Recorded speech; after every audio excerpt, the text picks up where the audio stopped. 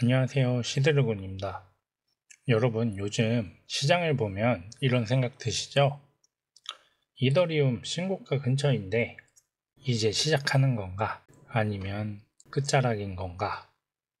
오늘은 이 궁금증을 풀어드릴 겁니다. 지금 이더리움이 왜 올라왔는지, 앞으로 어디까지 갈 수 있을지, 그리고 어떤 리스크가 숨어 있는지 차례대로 확인해 보시죠. 현재 업비트 기준 이더리움의 가격은 662만원 중반입니다. 달러로는 4,775달러 선이고요. 오늘 하루 0.1%에서 0.2% 상승에 불과하지만 이게 중요한 이유가 있습니다. RSI가 67 과열 직전이고 볼린저 밴드 상단은 690만원인데요. 현재 가격이 볼린저 밴드 상단에 닿을 만큼 많이 올라와 있습니다. 단기적으로는 눌린 가능성이 있지만 추세는 여전히 강세라는 뜻이죠. 어제는 하루 동안 무려 14% 가까이 폭등하면서 신고가를 새로 썼습니다. 시가총액도 5,882억 달러를 기록하면서 넷플릭스와 마스터카드를 제쳤습니다.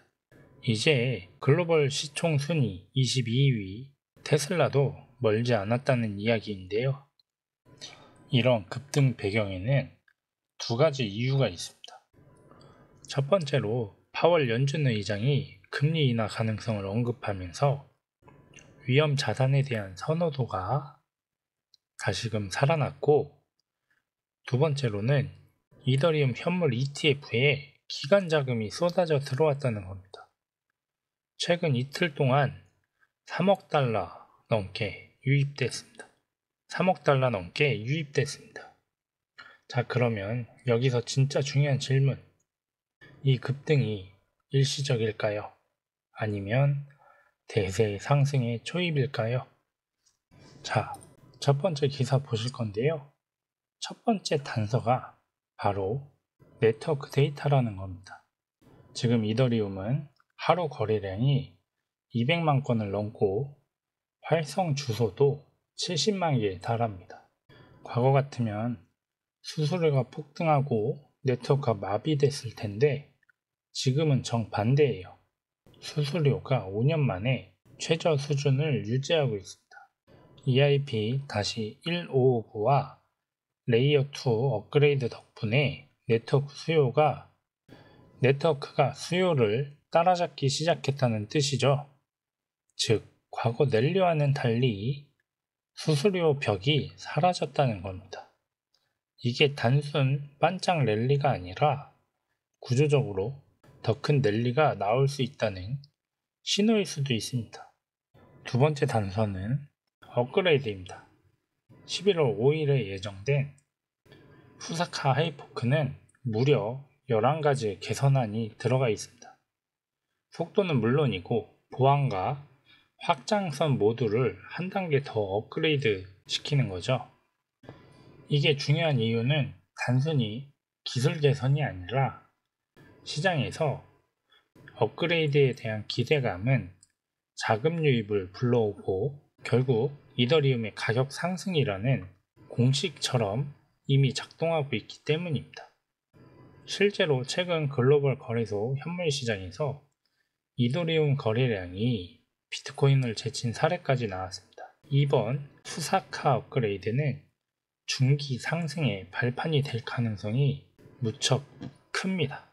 레릭스 라이 글로벌 최고 상업 책임자의 인터뷰 내용이 있는데요.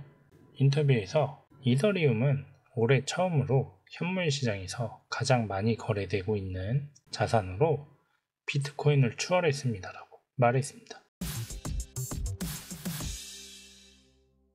Today on Yahoo Finance Future Focus, we'll be diving into the significant shift when it comes to institutional interest about Bitcoin.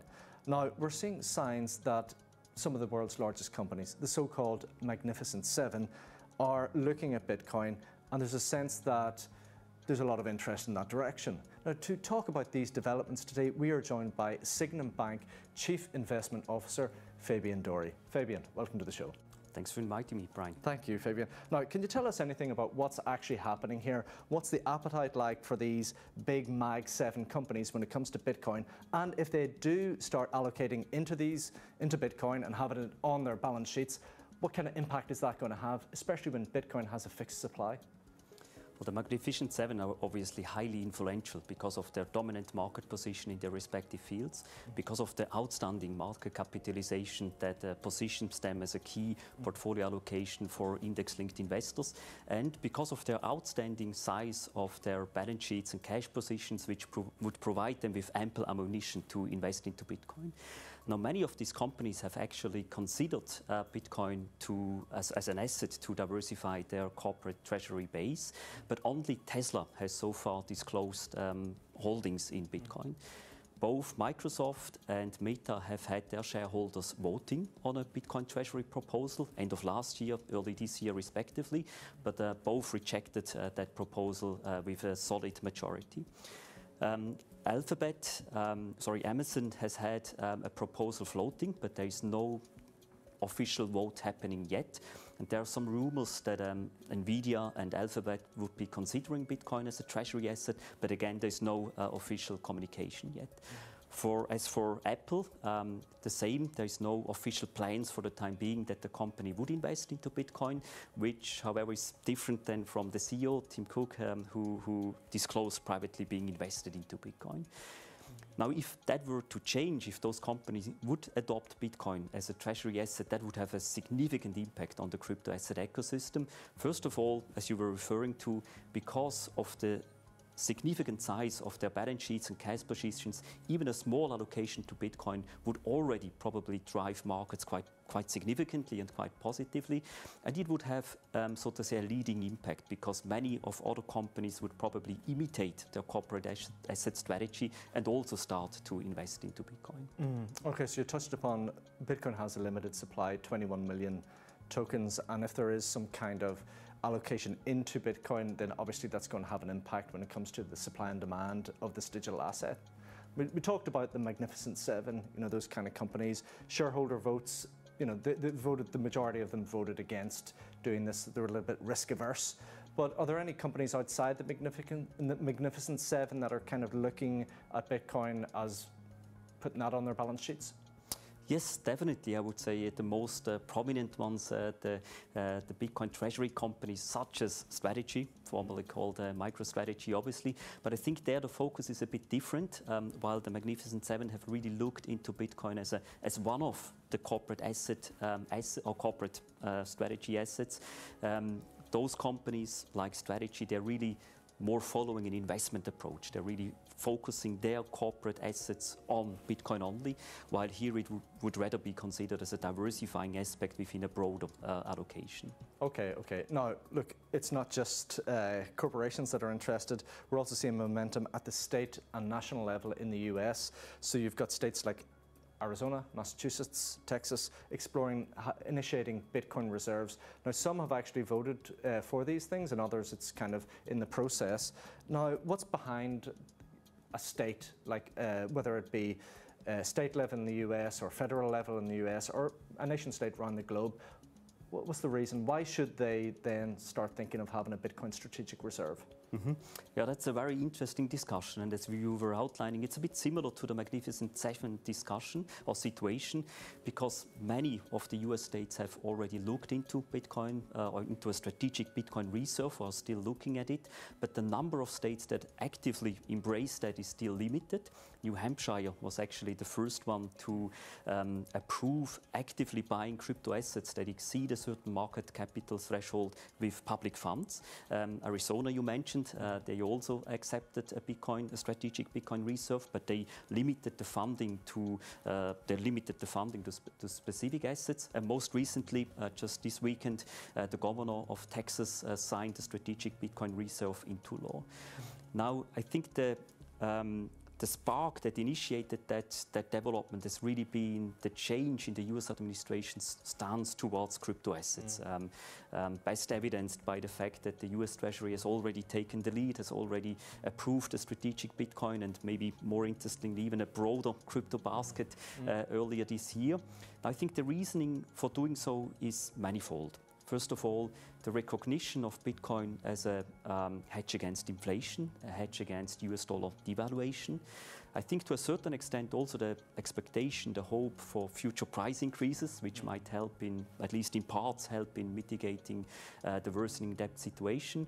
And then also maybe on a state level, the ambition to become more independent, financially independent, and last but not least, very much so, the ambition to position the state as future-ready, open to innovation, and embracing Bitcoin as a new technology. Are there any? Can we have any specific examples of where we are at when it comes to the financialization of Bitcoin? Is there any like, are people getting mortgages basically and using Bitcoin as collateral to borrow? Is that happening? I guess not yet on an institutional grade level, yes. I think we're probably still a bit early in that journey, but we are moving fast. I would say we are back into that suddenly, but then suddenly, because there are various developments that facilitate Bitcoin being a collateral asset, for example, improving regulatory clarity, improving legal clarity. There are improvements also on the accounting side, so how to treat Bitcoin on the balance sheet such that it can be put to work efficiently. We see advancement on that side as well. So I think we're at the start of it being much more embraced, but it being embraced at a faster rate, definitely. Fabian, it's been really, really good to have you on. Thank you very much. It was a pleasure. Thank you. 하지만 이더리움에 좋은 소식만 있는 건 아닙니다. 이더리움 시스템에서 조금 까다로운 뉴스가 나왔는데요. 이더리움을 기반으로 게임 네트워크 XAI가 일론 머스크의 XAI 벤처를 상대로 상표권 침해 소송을 제기했습니다. 단순히 이름 싸움 같아 보여도 이 판결은 블록체인 프로젝트도 전통 상표법 아래서 어떻게 다뤄질지를 보여주는 선례가 될 수 있습니다. 단기적으로 가격에 큰 충격을 주진 않겠지만 이런 법적 불확실성은 투자자 심리를 흔드는 요인이 될 수 있습니다. 시장에선 차트보다 이런 이슈가 더 빠르게 번지니까 항상 주의가 필요합니다. 자, 오늘 내용 정리해보면요. 단기 모멘텀에는 금리 인하 기대와 ETF 자금 유입, 그리고 신고가 돌파와 같은 이벤트들이 있습니다. 중기 동력에는 저렴해진 수수료와 후사카 업그레이드 같은 시스템의 업그레이드인데요. 물론 리스크도 있습니다. 일론 머스크와의 소송 같은 법적 변수가 있죠. 단기적으로는 655만원에서 670만원 구간의 변동성에 대비하면서 분할 매수, 분할 매도의 전략이 필요하고요. 중기적으로는 업그레이드와 기관 자금 흐름에 맞춰 750만원 이상의 목표를 가져볼 만합니다. 혹시 모를 돌발 리스크에 대비해 손절 라인도 반드시 준비해 두셔야 합니다. 여러분 어떻게 보이시나요? 이더리움이 이번에 5,000달러 돌파 가능할까요? 가장 중요한 건 실시간 매수 매도 타이밍입니다.